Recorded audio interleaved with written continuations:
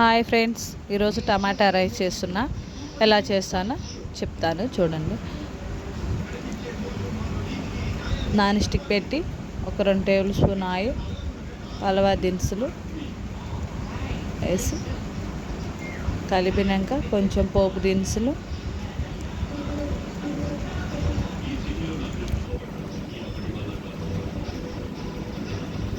కొంచెం పచ్చిమిర్చి,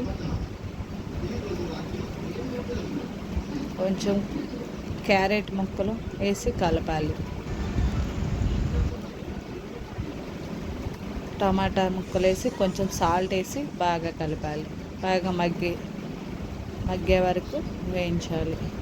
తర్వాత పుదీనా కొంచెం, పసుపు కొంచెం, అల్లం పేస్ట్ బాగా వేసి కలపాలి.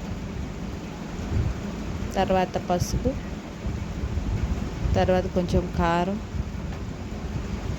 తర్వాత ధనియాల పౌడర్, కొంచెం గరం మసాలా వేసి కలిపినాక రైస్ వేయాలి.